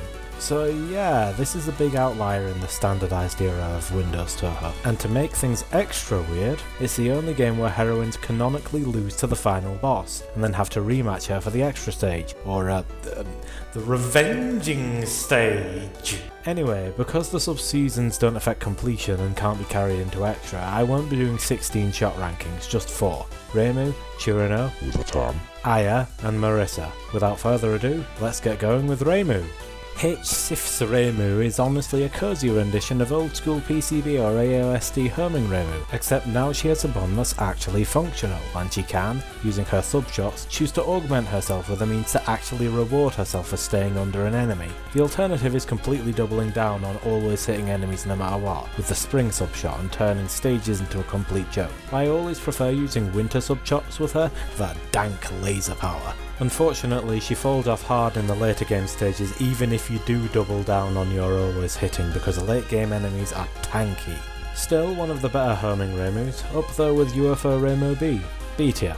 Chirano, with a Tam, is next. And honestly, it's as good as Chirano will ever get in a mainline game, but that doesn't mean she's good. Don't look at me like that, I have a bootleg Fumo of you, what more do you want? I guess at the very least I owe her an explanation. See, Chirano, with a Tam, is basically MS Yuka, but even more. It's a big unfun spread shot whose associated subshot is even more spread shots, but with the admittedly cool release gimmick of being individually ineffective, but also able to be released one at a time, not all at once. And because the best way to get anything out of her is to take big risks and attempt to shotgun more tanky enemies, which is still fairly futile owing to the cone's oblique range, it's actually worth doubling down on her seasoned subshots, which mixed with her bombs, which are amazing when performed anywhere above the screen's halfway point, means there is at least something to be said for her, unlike the misery that is MS Yuka. This shot is B tier, and yes, I know there's been multiple Chirano appearances and so one shot has to be peak, but I'll tell you what, Fairy Wars Chirano is peak, and that isn't a mainline game. The main series Chirano gets nothing! She loses! Good day, sir! Jamaimaru is next. And hey, she's actually really fun. She's a spread shot like Chirano with a few things going for her that Chirano lacks.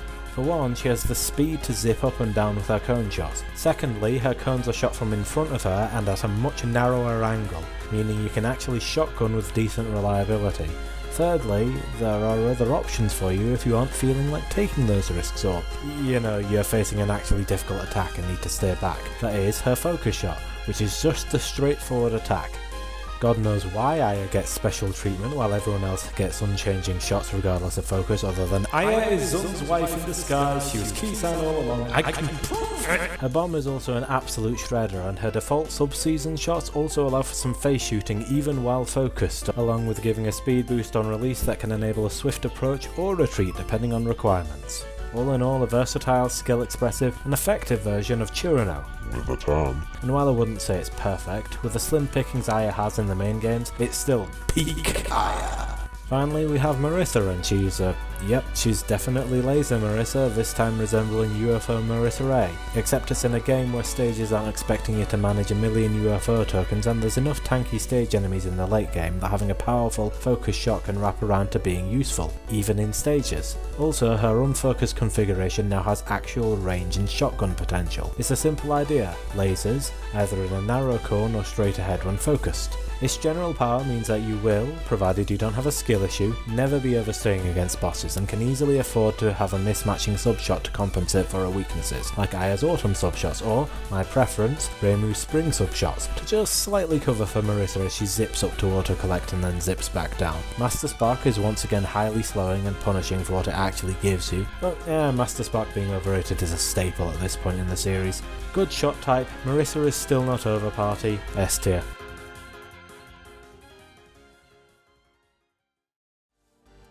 And so, after the retro fever dream that was Hidden Star and Four Seasons, we're back to TD style standardization, with Wily Beast and Weakest Creature. While there are 9 shots in this game, in reality it's closer to 3 characters with slightly different parameters. See, depending on if you're allied with a Wolf Spirit, an Otter Spirit or an Eagle Spirit, you'll either get your Focus Shot, Bombs, or Unfocus Shot buffed respectively.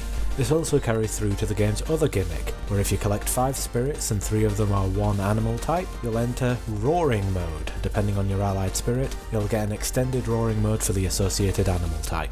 Anyway, seeing as there's 9 shots to deal with, let's not waste any time. Reimu Wolf. Well, if it isn't TD Reimu, but with buff needles and homing shots with seasonal depression.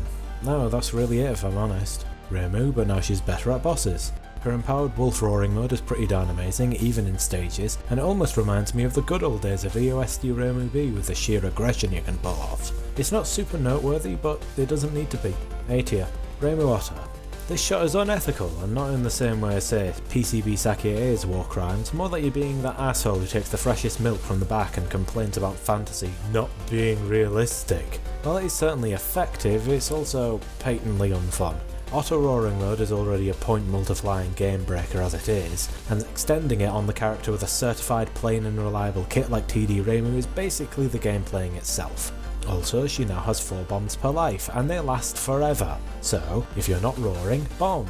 If you're bombing, use the 5000 years of invulnerability to collect Otter tokens. Voila, you have your free 1cc. You win Shape. a regrettable B tier. Last for Reimu Eagle. In most Touhou media relating to Wabauk, Reimu is strongly associated with the Eagle Spirit, and it's easy to see why. Her buffed homing shots make her an absolute beast at stages, and while her needles are extremely sad to use, every reposition against a boss is an opportunity for a completely unearned damage spike out of nowhere. Heck, I'd call focusing as Reimu Eagle less a power increasing action and more a means to redirect your power for when your homing shots just aren't behaving. And then there's the empowered Roaring Eagle mode, or I can't see shit from all the bullets I'm making, but that doesn't matter because everything is dead. It's basically a temporary return to the broken horrors of PCB Sakia A. No matter where you go, bosses are getting decently damaged, and stage enemies are a non-factor. The most fitting of Reimu's Wabauk shots, A tier. Next is Marissa Wolf, and if Reimu and the Eagle were a match made in heaven, Marissa and the Wolf are a match made in Bava Agba and is supping upon the peaches of the gods. Just like Reimu, Marissa is generally just TD Marissa, but the Wolf Spirit buffing her focus missile synchronizes with her boss shredding ways near perfectly. Yes, her lasers are piddly and non-piercing, but hey, that's nothing new. Truth is, your focused missiles are faster, more powerful, and have a large enough explosion that they're not even that bad an option on stages. Then there's the buffed Roaring Wolf mode, which is just like a hot knife through butter against bosses, and is not just viable during stages, but dominant. No notes, just TD Marissa but better. S tier. Marissa Otter is next, and yep, it's an auto shot. While it doesn't feel as evil as Reimu Otter due to Marissa's generally higher skill floor, this is still a complete point farm with the additional benefit of the Roaring Otter mode syncing perfectly with the face shooting heaven that is both her laser cone and her magic missiles. Heck, even Master Spark, king of the overhyped bombs in modern Touhou, is amazing in its buffed form. It lasts forever, shreds bosses, and doesn't slow anywhere near as much. And now there are 4 of them. Wait, I've done this joke before. For completely subjective reasons, I prefer this immensely to Reimu Otter, and will give it a shameful low S tier. The last Marissa is Marissa Eagle, and what is it with eagle shots and giving you the tools to mimic a fraction of older shots' power? The big buff here is that Marissa's lasers pierce again, which does give her wild stage clear compared to most modern Marissas, but is it really worth the nerfed missiles and kinda meh Roaring Eagle mode? I don't think so. Though I won't completely knock the Roaring Eagle mode. It is hilariously powerful when shotgunning, but good luck doing that when you're fucking blind and you have to keep dodging to keep your Roaring mode going. While it is nice to see 4 laser cone Marissa gain a pierce effect, it's not enough to save it from being the worst Marissa in Wabauk. C tier. And now for the last character, Yomu, who, yep, she's basically TD Yomu at her core. Yomu Wolf is, to me, the embodiment of doubling down on a good thing. I don't think anyone is gushing about TD's trailing Ghost Boy unfocus shots, but everyone loves those focus slashes. And as a wolf shot, yep, those buffed focus shots are absolutely terrifying. Buffed range, buffed power, and the enhanced wolf roaring mode is basically a higher range version of TD Yomu's trance mode. Her unfocused shots aren't anything to sniff at either, still succeeding at their role in TD. That is, reliable damage output between focused charging sessions. Despite Yomu having a strong fandom association with the Otter spirit, not gonna lie, I prefer the shot. Heck, I'm prepared to call it Peak Yomu. That being said, Yomu Otter is no slouch in the being good department. See, it turns out that when a shot like TD Yomu, which relies on being safe and close, gets given a buffed means of getting close safely with the buffed Otter roaring mode, you get a very good shot. There's nothing really to note that wouldn't be covering old ground, however. It's an Otter shot, so it's a difficulty nullifier in many ways. Otherwise, it's a nerfed TD Yomu with better, more numerous spawns. A solid S tier. Now, it's time for Yomu Eagle. First, there's the supposedly buffed Eagle unfocus shots, which turns a reliable forward-facing shot into this glitched spread shit, which outright feels weaker than... Oh, wait, I have my phone on vibrate, what is this? Yeah? Yeah, I understand. But I swear it... Oh wait, no, that's right. Well, it turns out I'd believed fake news for a while. See, I knew Yomu Eagle had glitched damage, and seeing how utterly miserable she is on stages despite being, you know, an eagle shot, I thought the glitch was on her buffed eagle shots, but no, it's on her focus slashes, which are, yeah, they're awful, truly miserable, not even an option. As it turns out, you can tap focus and stick all your unfocused ghosts right in an enemy's face to do fuck you damage to them, a scenario which is rare against any boss not named Eika or Urumi, turning this shot into a forced no-focused run for the most part. Now Yomu, if you think you're getting another YouTuber apology out of me, you can think again, because this shot still makes me bleed from the eyes, especially with that seizure-inducing Roaring Eagle mode. So no, you don't get redemption, you get Y tier, and a ceremonial link to toxic gossip train. Editing Matt here, so just trying out Yomu Eagle for fun after finishing the script, and I managed to get a 1cc on it. Meaning that between my clutch 1cc of DDC Sakiabi and Wabauk Yomu Eagle, I have now beaten every shot on normal for all Touhou games but LOLK. Go figure.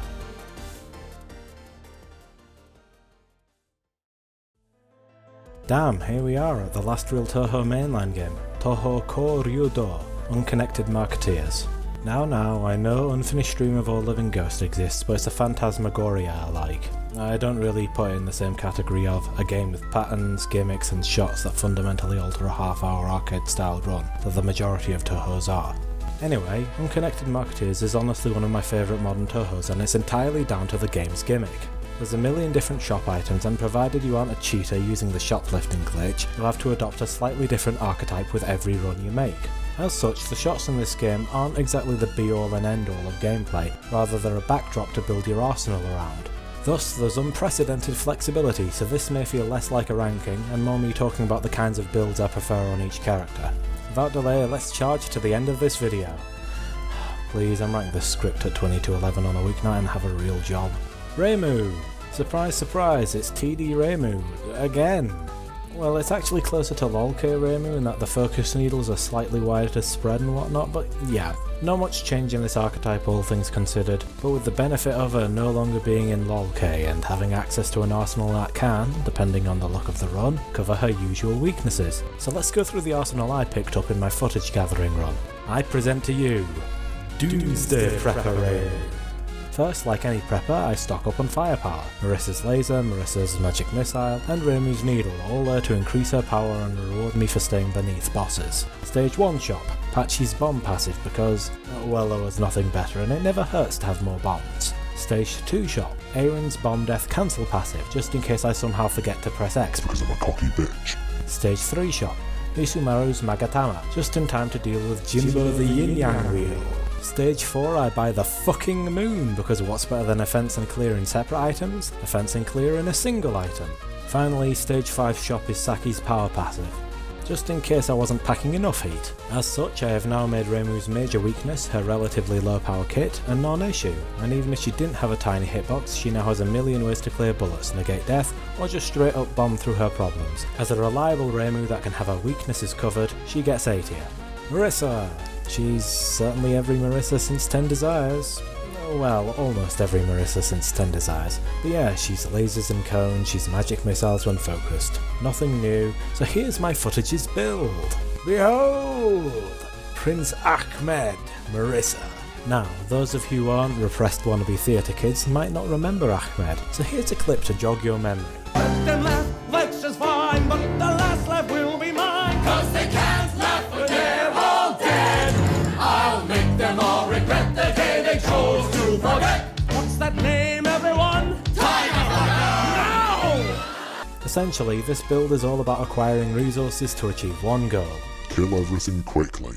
I start with Sanai's exploding frogs, Reimu's yin yang orb, and Alice's lock on doll to compensate for Marissa's narrow range. Stage 1 shop, Misumaru's Magatama, which is insane against Takane. Stage 2 shop, Marissa's laser, because you can never have enough laser. Stage 3 shop, Megamu's rice cakes, to have a steady stream of bomb fragments and, if I die, an instant return to full power. Stage 4 shop, Nitori's item grabber, because there was nothing better to buy, and he who has the gold makes the rules. Finally, stage 5 shop has Aaron's bomb-based death negator, so Megamu's free bombs can work for me even more. So yeah, the trick with Marissa is to choose augments that will either maximise your time beneath bosses or extend your range so you can destroy everything, not just what's in front of you. Like most Marissas it seems, S tier. Sakia! Oh dear god, there's actually stuff to say about the shot itself, not just how to accessorise it. This Sakia is a return to, funnily, PCB Sakia B. After a dark age of skill inexpressive, boring, weird or outright bad shots, we're finally playing a shot that feels like Sakia's golden age again. Her bomb still kinda sucks, but hey, that doesn't stop her proper shot being great. It's an angle shifter and locker, with the additional dimension of moving up and down, tightening and spreading the shots respectively. This makes her more adjustable yet difficult than ever, leading to a fair challenge and a fun oddball shot. For the footage gathering, I played Cry Bully Sakia. This starts with Saki's base shot buff and Marissa's laser for reliable forward damage even if I lock at an inconvenient angle, and Sakia's angle shifting knives for doubling down on her angle shifters. Stage 1 shop, Intimidation, because people's lunch money can pay for goods and services. Stage 2 shop, Misumaru's Magatama, because bullies have issues to be defensive about. Stage 3 shop, Nue's clearing UFO, because you can't be too protected while moving around and readjusting.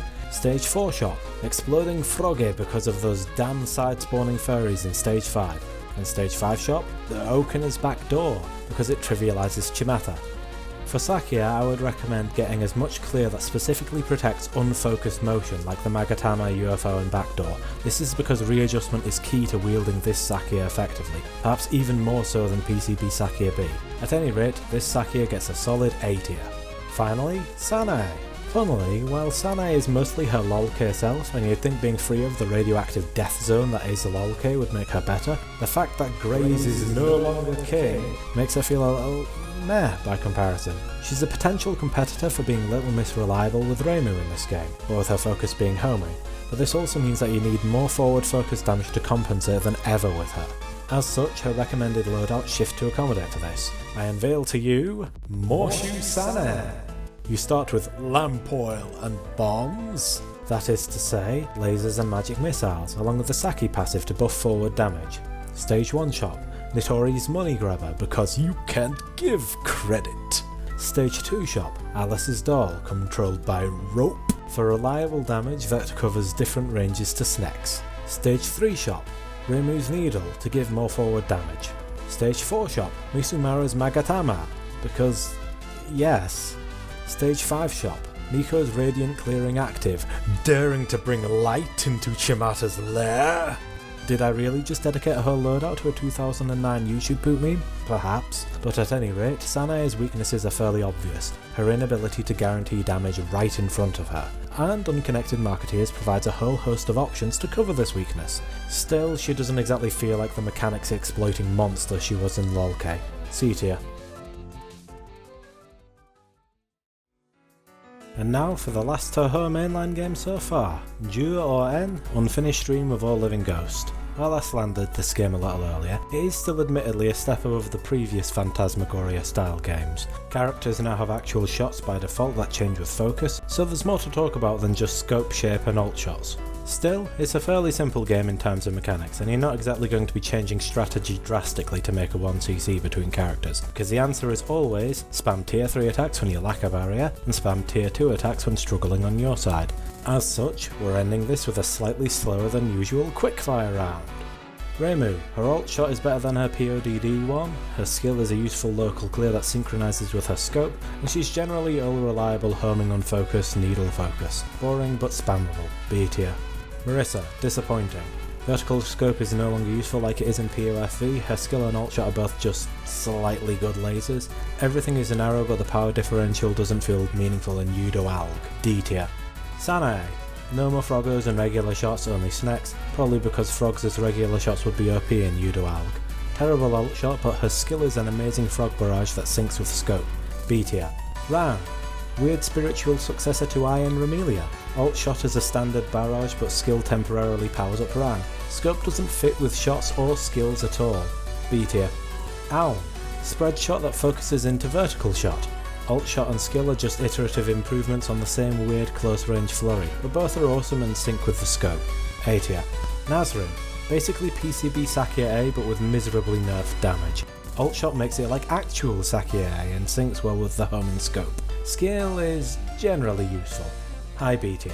Seiran, you can't micrododge, regular shots are slow, disjointed scope is hard to use, alt shot is barely noticeable and skill is just bad even with the quick charge. D tier.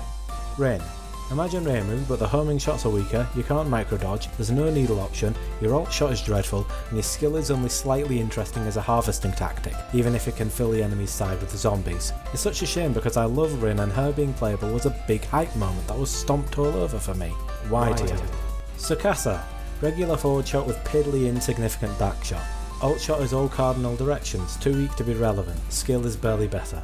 At least the scope is fitting, low C tier. Mamizo, fairly standard spread shot with a fitting scope and an alt shot that adds to it, but her skill is literally gaining a bomb fragment in a game where bombs are worth Liechtenstein's GDP? Kinda nutty. Merlin tier. Yachie, a competent shot that's oblique unfocused and amazing focused. However, alt shot is useless and the skill is competent enough as a clearing tool. High C tier. Saki, her speed is amazing but her lasers, alt shot and skill are all disappointing for the most powerful matriarch. I expected raw power, but instead it's a confused mixture of narrow and uncontrollable. C tier. Yuma, her regular shots are just kinda dreadful. Her clearing spoon alt shot is a better version of POFV Yomu in my opinion, and her skill is amazing for clear, but it's not worth the difficulty. High D tier. Suika, a cool trailing spread shot with a neat gimmick of the scopes being on the options. Alt shot and skill are basically what the focus should have been. High B tier. B10, Rain but with even more homing and slightly more damage. Alt shot is just a simple spread clear, but the skill is worse than the alt shot. Still an objective upgrade to Rain. Low C tier. Enako, a simple spread shot with no means to narrow it. Scope fits the alt shot and skill, which are just extensions of the same cool bear trap vibe. B tier. Chiari, Seiran but better and actually able to micrododge. Alt shot is a spread, Skill is an absolutely toxic move against enemies, but doesn't do much for the player itself. A tier. Isami, spiritual successor to Iron Yukari. Alt shot and skill are just the lock-on, but more. Competent enough, low A tier. And finally, Zanmu. Regular shots are what Saki should have felt like, indomitable power. Alt shot adds to this, the skill is basically Rin's skill but not attached to a character that sucks. S tier. And with that, I've given my personal ranking of every bloody shot in the mainline Touhou games. What can we learn from this journey? Well, for one, goddamn, I love this series. It's just a set of arcade games with a bunch of badly drawn yokai girls, but its charm and my hyperfixating ass kept me from just throwing this massive project into the too hard basket and moving on to something smaller. Recording the footage for this tier list forced me to regain my appreciation for some of my more neglected games anew, and yeah, while my tier list may not align with the opinions of the Touhou community at large, it was still fun to explore what made each shot work for me. Oh, go on, since you've been patient enough to make it all the way to the end, I'll reveal the true greatest Touhou shot of all time. Highly responsive to prose Reimu is a god amongst Touhous. She does this horrifying form of locomotion that experts call running. She can wave her gohei and just knock bullets away, and the greatest threat she faces is no enemy, but her own yin-yang orb. Like Diamond, she can only be scratched by herself, and even then, with epic kicks, she can knock this threat away and sick it upon her enemies. The only reason the other shots exist is because highly responsive to prayer Reimu lets them live. As such, she gets her own tier, God Queen tier. What do you mean she isn't a shot?